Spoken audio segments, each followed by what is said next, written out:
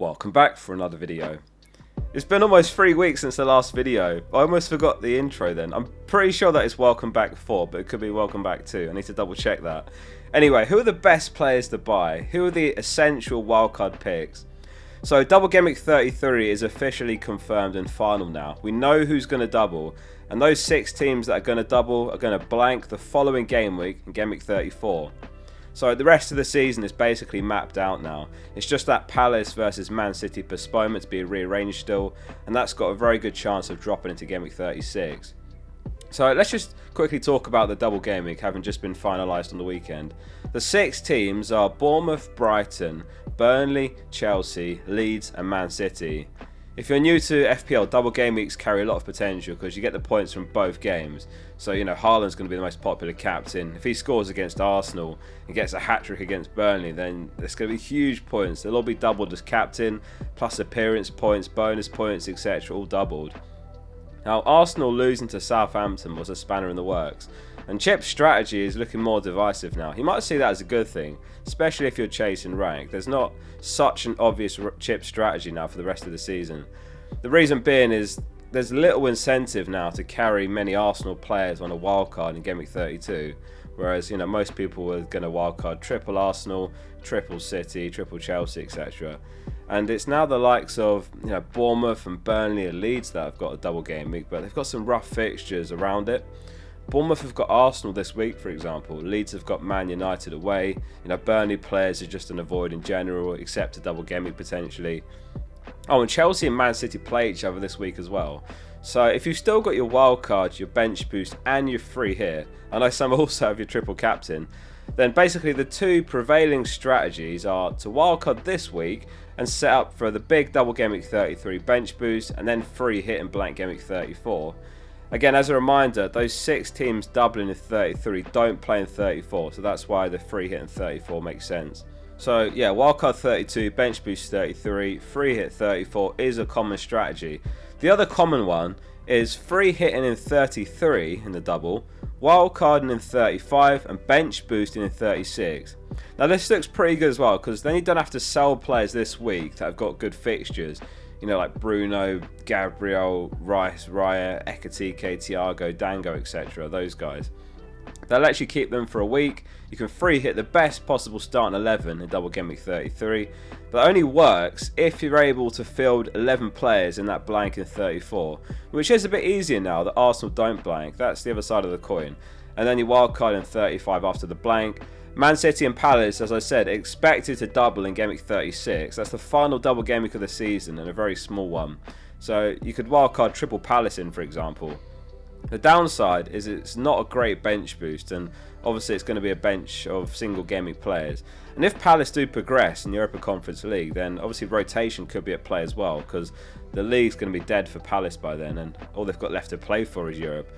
So that's all my initial thoughts off the back of double game week 33 being finalised on the weekend. I'm going to be running through my team and Chip's strategy in Wednesday's video, so make sure you subscribe, hitting the button below. It's completely free. I do appreciate some of you might have already used some of those chips mentioned as well, so you'll be running on different strategies, different chip lines, and that's fine as well with some planning. So, who are the best players to buy then? Let's get into it. And we'll discuss both lines this week, wildcard and non-wildcard picks. And goalkeepers up first.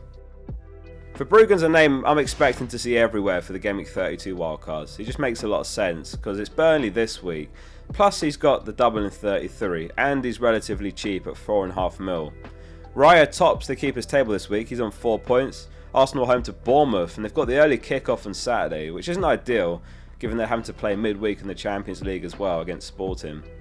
To remind you, the teams that are still in Europe that play this week before Game Week 32 are Arsenal, Liverpool, Aston Villa, Nottingham Forest and Crystal Palace. Palace still being in Europe isn't ideal either if they do manage to progress against Fiorentina, because that would have a knock-on effect to their expected double game week 36 because there'll be possible rotation around that. Another keeper that's worth looking at for your wildcard this week is Darlow from Leeds. He started 10 in a row now, with Perry now the cup keeper, Darlow the league keeper. And the Leeds double game week is pretty decent. It's Wolves home, then it's Bournemouth away. Dubravka, thank you for the memories, but I honestly wouldn't have him on a wildcard despite him doubling. The doubles aren't fantastic really. Like, the two best teams that double are Chelsea and Man City, and in their cases you'd rather look at outfield players with more upside, wouldn't you? So Haaland, Semenyo, O'Reilly, Gay, and then obviously from Chelsea, like, you've got João Pedro, Palmer, maybe Enzo or Cucurella, etc. And therefore the budget keepers have some appeal for that reason.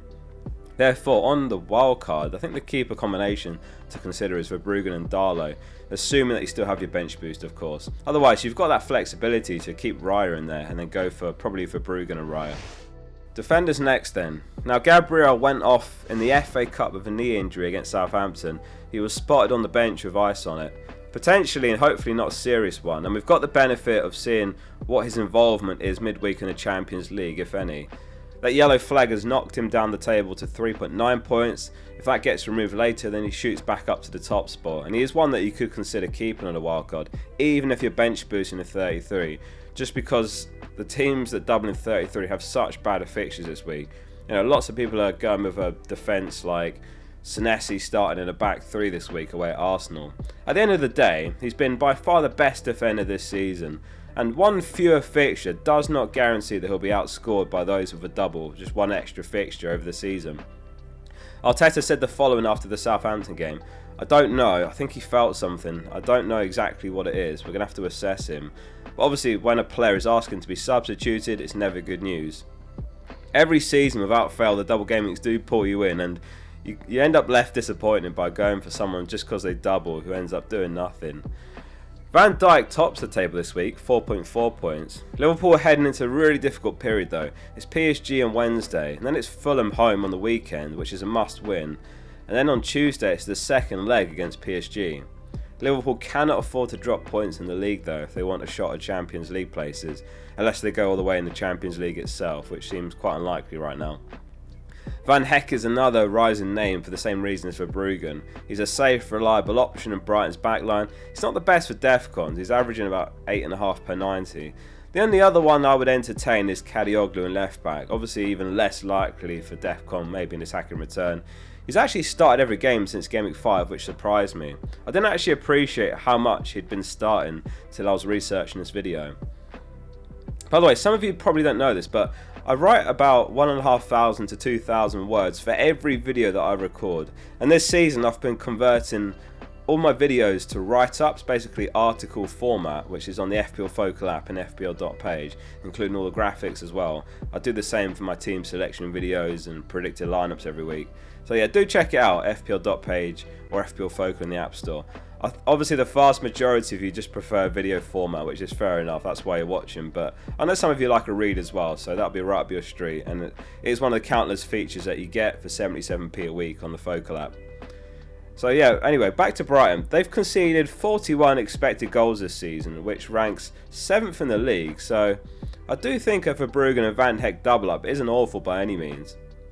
West Ham have got Wolves home this week, which has got Wan-Bissaka and Juve on the table. I would avoid them though, unless you're on a wildcard 35 strategy and you really need a defender for both this week and Game Week 35. That's the only circumstance that I'd entertain it really. Going back to the same point on Darlow though, on a wildcard, you might want to consider a Leeds defender instead, or maybe even double up there as well, just for your bench this week, so Gudmundsson or Rodon. They're both super cheap. I like Rodon the most given the DEFCON potential, assuming that he's fine after going off injured in the FA Cup. If you're all out of chips, then obviously it's very different in terms of who you look at. And I think Newcastle are a team to look at the most, arguably. Basically Hall and Chow in terms of defenders and Gordon. Besides Arsenal in Game Week 34, Newcastle have actually got a really nice run of games from now to the end of the season, and they could make a late push for Europe still. Although they're 12th in the table, they're only 6 points off a European spot, if 6th place ends up enough anyway. Bournemouth are one of those teams that double in 33, so Senesi and Hill worth looking at. It's just tricky this week, as I say, because they've got Arsenal, and ideally don't want to be using them for that fixture this week, but again, some managers are looking at it like, okay, I'll take the small loss this week, they probably concede, maybe DEFCON, I'll make those points up in 33. But yeah, wildcard 32 could be a weird one where you wildcard a worse team now, and you're probably wildcarding a red arrow even potentially, but looking to make those points up later. The main names to consider if you are looking at double Game Week 33 and wildcarding now, in terms of defenders, are Van Heck, Goodmanson, Rodon, O'Reilly, Gay, Senesi, Kadioglu, Kukurea. There's probably some other ones that I might not have mentioned there that you like as well. I'm realising now this is an uncharacteristically long video, so apologies if you like this channel just for the shorter videos. But anyway, we'll get through this. Next one will be shorter. Midfielders next. So with Man United facing Leeds at Old Trafford, the top player this week is Bruno. He's on 6.7 points. And he's the best captain this week based on FPL review data. He's the rare exception many wildcarders are looking to retain, even though he won't double for the rest of the season, and understandably so. Only Haaland can better his 14.7 XGI this season. My ideal midfield 5 if I was wildcarding this week would be Bruno, Palmer, Tavernier, Stack and Semenyo. But Stack is another Leeds player who went off injured in their FA Cup win over West Ham, so it does depend on him being okay. If you're in a position of having like 3, maybe 4, maybe even 5 transfers, then you could go a little aggressive on the wild card with a 1 week pick, you know, like Cunha home to Leeds, and then sell them for a doubler straight away in 33. It's not something that I would consider unless you're carrying lots of transfers already, but it's worth a mention. Avoid Wirtz despite him making the table. It's really tough to predict how Slot's going to line up with this Fulham game coming either side of PSG. Szoboszlai feels like probably the only safe one there. And I hate to say it because I own him, but Ekitike could be a risk as well. Hopefully not. Sarr doesn't quite make the table this week. He's on 4.5 points, but he's worth a mention, particularly for those of you that are all out of chips already, since they don't blank in 34, so he's handy for that. Plus, he's got that Man City postponement to be rearranged, likely to be in Gameweek 36 as a double Gameweek there. Same applies to Munoz, in fact, as well. Palace have got 2 home games next, Newcastle and West Ham. Just on Henderson actually, so if you've used your free hit and you need the best of both worlds on a wildcard, you could have a double Gameweek 33 keeper, so maybe a Verbruggen, and then you could have Henderson your other keeper, because you know he's going to double later, so you still get 2 double Gameweeks out of your keepers. I actually think it's quite close there, whether it's worth going Henderson or Raya, given Arsenal have got some really good fixtures from a defensive perspective. Henderson just has that one extra fixture to come, albeit against Man City. And finishing up with a quick look at the forwards then, and it's actually a tie at the top between Haaland and Bowen. They're both on 5.7 points. Man City have got Chelsea away, West Ham have got Wolves home, which explains how they're very similar there. That said, Chelsea haven't defended well as of late, have they? Plus Chalobah and James both sidelined for a while. Thiago is another rare example, like Bruno really, who is still valid to keep on a wildcard with a decent fixture this week. He's got 19 goals this season in the league.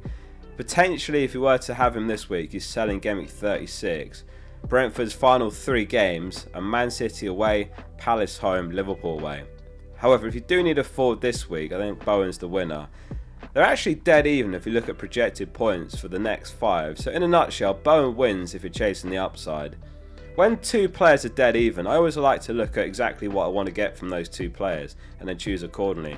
Like Thiago's got that level of rank protection, smaller gains, but still some gains to be had. Whereas Bowen gives you the huge upside. But you know, if Thiago has one of those games where he bags a hat-trick out of nowhere, then that's a killer for rank. They're both on penalties, both great picks.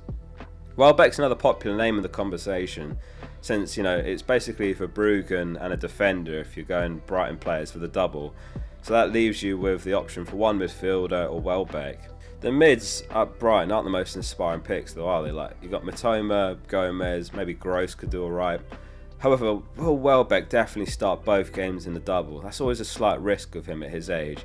There's been many occasions, including this season, where he's not played both games when the Premier League's got a busy schedule, like weekend game and midweek game, i.e. like a double Gameweek style scheduling, but not actually a double Gameweek.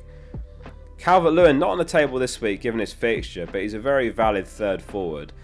The most popular front 3 for the Gameweek 32 wildcarders is looking like Haaland, João Pedro and Calvert-Lewin, and that's how I would line up. What are your transfer plans and chip strategy, guys? Leave a comment below. It's good to be back and talking about FPL at last. If your head is a bit scrambled, you're not the only one. I will be back on Wednesday with my team selection video, my chip strategy and plans. Plus on Thursday, crucially, we've got the experts video where we're going to hear from the top all-time managers and their strategy for the rest of the season. See you soon for the next one.